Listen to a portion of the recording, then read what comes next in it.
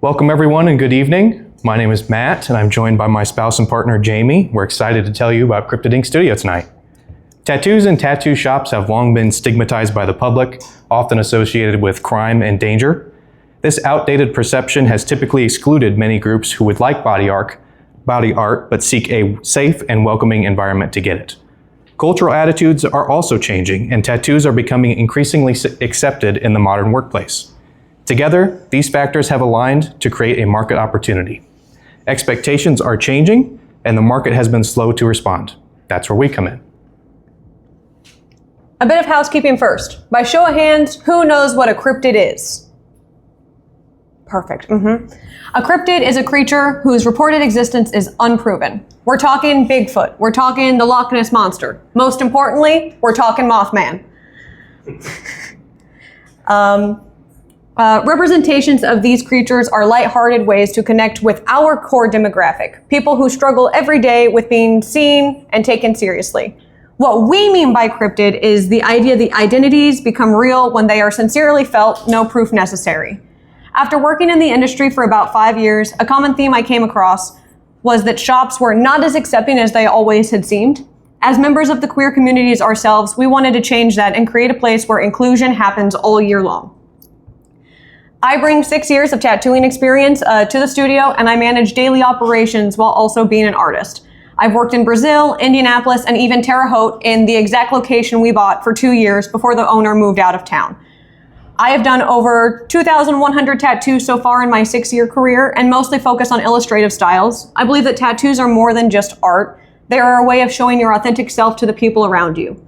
As a member of the LGBTQIA+ community, I know what it's like to be excluded from a place or made to feel not welcome. I wanted to make sure that when I opened my own studio, it was more comfortable and accommodating, free of hate speech.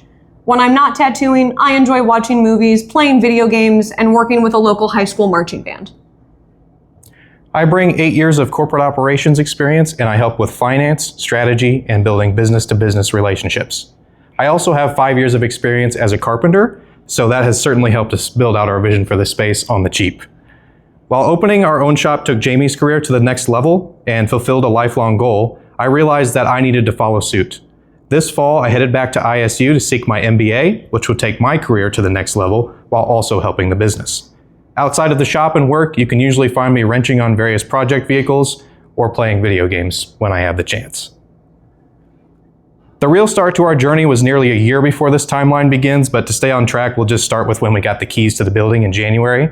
When we took possession, we knew work was only just beginning for us. Strapped for cash and our first mortgage payment quickly approaching, we wasted no time addressing the significant gap between how the building was received and how it was promised in the purchase agreement. Our travels to gather necessary supplies to open took us from Milwaukee to Nashville. It took us to a sketchy storage unit even for some very comfortable couches for our lounge. Pretty soon, I'm going to be on a first-name basis at Menards if I'm not already. By the time we did open in February, I hadn't had so many nights into the AM since high school, and I'm awfully tired for it. In the 6 months that followed, though, we had 2 artists start and built up our marketing collateral. We continued to build out our vision for the space as well. By September, we were able to make our first sponsorship with the Pride Center of Terre Haute, and we sponsored the 2025 Pride Fest. Things continued to accelerate after that, and as of last week, we welcomed an artist into our last available booth, taking our total number of artists to 4. Our next milestone includes our 1-year anniversary, taking care of some maintenance items that extra broke today, and becoming cash flow positive mid-next year. Once we stabilize and build up an adequate emergency fund, our intentions are to explore options for industry-leading benefits for our artists and to find ways to make the most impact on the community with our resources. You're not alone if you can't recall the last time you saw a tattoo shop as a sponsor of a local event. We aim to change that by getting involved with the community and making a positive impact that runs deep as the ink. In our short time open, we've already been able to partner with the Pride Center of Terre Haute as a sponsor of the 2025 Pride Fest. And we've also taken every opportunity that we have had so far to go mobile and attend events on ISU campus to start branching out and making connections at events like this.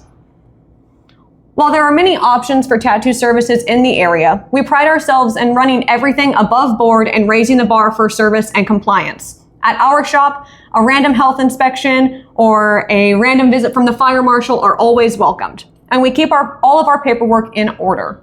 Our goal is to make every visit feel safe, professional, and welcoming. Beyond just compliance, our business plan is rooted in reality, with its foundation built on real numbers provided by the prior owner of the building. We're off to a strong start, already covering our operating expenses with our revenue. Because I maintain a full-time role outside of the business, we can make our decisions with vision rather than out of desperation. This fosters long-term stability for us and is a strong point that we have in our favor. We've leaned heavily into marketing to grow our reach while also trying to earn back our initial investment. Over time, we hope to set an example for what the modern tattoo shop should be and become a trusted partner with the community. Thank you for letting us be here tonight, and you're welcome to stop by the shop anytime.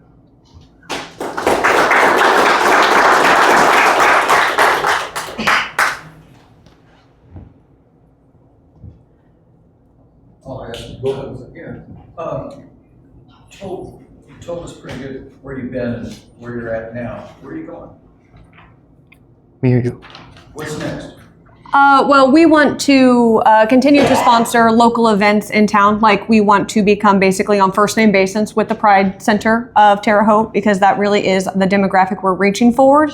But we also want to look at and possibly move into going to taking our shop as a group to a convention so that our shop kind of spreads a little bit further. And we're also using social media to also push our reach a little bit further.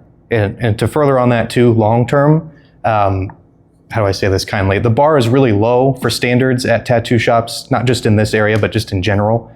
I'm not talking health violations. There are some bad apples here and there, but mostly I mean benefits. Most places, if not all, are working on a 1099, I say that right? Yep. 1099 basis. As independent contractors, there's no benefits. There's no retirement. There's the shop, health insurance. And then there's the artists, which it shouldn't always be that way. So part of our model is being inclusive, because that's just part of who we are. But also we intend to explore what other kind of benefits we can provide to our artists, which should in turn get our name out there farther. But also it's just something that we would like to do. I have a question. I like the branding, I like the story, but you didn't mention anything about attraction, expenses, pricing. I'm curious, how is the business doing on that side of the business? Sure, you can talk pricing. So currently right now we are breaking even with the revenue that we're making and having a little bit money put to the side for savings. Currently we are not making any extra 100% non-necessary purchases just yet. We want to get an emergency fund saved just in case if something were to happen, we can take care of it and it not put the entire business down, on one simple purchase of we have to buy a back door and now we can't even keep the doors open anymore. We have been pretty decent at bringing in new clientele. Our events at ISU actually did bring in a lot more people than we had planned it originally to do. But we are trying to do outreach as well of offering flash sales and things along those lines, but also wanting to reach out and do fundraising at some point to continue to open us up to the market. So do you own the space? Yes, we bought the building in January of 25. And what's the operating expenses per month? Our operating expenses are around $1,700 a month, all in. Which is high, but like I said, we're covering that with our revenue. Mm-hmm. And we're very fortunate to be covering it with revenue so early in the game. But like I said, my full-time role outside of the business certainly helps kind of buoy it up in the months where it's slow. We're going into the slow season a little bit right now. But mostly it's just building back our initial investment, which was $15,000 to $20,000. So we're working towards that. The cost, how many clients do you need per month? Constantly, to be at zero? Gotcha. So you can talk pricing specifically, Math is not my strong but suit. it varies wildly, and I hate to give that answer, but it varies wildly. Shop minimum, our shop minimum is $80 for a tattoo, and it goes up from there based on size, complexity, color, and a number of other factors. So it really depends. It can be 10 $80 tattoos in a row. It could be $1,000 tattoo. So it really depends. Thank you. Yeah. I have a couple things to comment and a couple questions. So first of all, I really like your story. You've got a beautiful story, one that is worth telling, and I think you'll do a great job of that as you continue to grow. I like that you're trying to take the stigma out of tattooing, which is important. And so I think there is a strong stigma around that in certain cultures. And so I think being able to tell your story the way you are is commendable. So congratulations on that. Thank you. Congratulations on your first year of surviving. Thank and hopefully you'll catch up on sleep in about 10 more years. Absolutely. Not a year, maybe. Absolutely. But don't count on it. I won't. But you made one statement that really stuck with me, and you made the comment that said, our decisions are made out of vision and not out of desperation. And that's something to hold on to. You know, sometimes having to hold on to a second job to really keep yourself afloat as you're creating that vision and as you're working through those dreams is something that you really can't let go of until it's time. But at the same time, my question would be, what is that strategy? When will you know it's time to let go so that you can focus fully on the business? Oh, gotcha. That's mostly for me, I assume. That's a you question. So that day may never come. We are invested in any avenue that we can think of to grow our brand. That may include sales of merchandise. That may include digital art. That may include physical paintings, things of that nature. Anything art related or technology related. Now that technology is so ingrained, but the truth is, my career at my regular day job is something that I value greatly as well. So whether the business does well and I'm able to quit my job and become a stay-at-home husband, I would love to do that. By the way, that would be great. It's not high on my priority list to live and die by that. We're mostly separate in that regard. This is Jamie's dream, and mine is to pursue my MBA and move up the corporate ladder. Okay, great. And the follow-up question to that, have you guys sat down and put together a strategic plan? Yeah, so we actually had to do that before any of this started. We had to present that to the bank before they'd ever give us any money. So they saw the value in that. I don't have it prepared for you, of course, but it's based on the factors of the prior owner of the building was also a tattoo shop. As Jamie mentioned, worked for that prior owner at that place. And how can I put this kindly? Mismanaged, very mismanaged. So we knew going in that the financials work as long as we are committed to it and dedicated to not having lifestyle creep and paying back our debts and not just blowing the money on whatever, because it is a very cash-based business a lot of times. And a lot of other tattoo owners, they see the green and they spend it on whatever, and then the bill comes at the end of the month, they go under. So.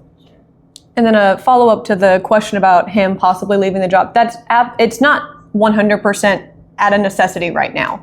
Honestly, him having that secondary job is a little bit more grounded. The job that he does gives us a little bit look into how the market in the real world is working, and then we can also use that to base off of what's happening on like the smaller scale level with us. So though I would love for him to be a stay-at-home husband so that I don't ever have to do laundry again, it's probably not going to ever happen. Yeah, and our plan isn't to take over the world and be the only tattoo shop in town. We have achievable goals that we just want to have a welcoming place. If we expand, great. If not, it is what it is. Okay, thank you. Yeah. So I want to know what marketing looks like for you guys, because listening to you, what I'm getting is most of it so far has been by word of mouth. So word of mouth is absolutely the best way to get tattooing. Like our competitor said, a lot of people will listen to what others have to say over just quickly reading something online of being like, I went here, it was good. They want to have the connection of saying, this place was good, it was very accepting, very welcoming. We're using social media as well as word of mouth. We are trying to put like gift certificates and business cards into fundraisers with customers who have come to us and think that we are, the best of the best and the only place they'll ever come to, and hopes that word of mouth gets out. But right now we are also currently trying to outreach through social media platforms and just kind of show what the shop is like, how we exist in like our own little ecosystem, almost like, when you walk through the door and you can feel like a big warm hug of the heat coming around you. That's kind of what we want the shop to feel like. So using the social media to try to bring those people in as well as get them to stay and bring their friends is really what we're trying to do through social media right now. Yeah, Instagram, TikTok, Facebook, a lot of the bookings come from the social media apps. And and we are leaning hard into the Google reviews and things like that, so we have good SEO. Great. Thank you. Thank you.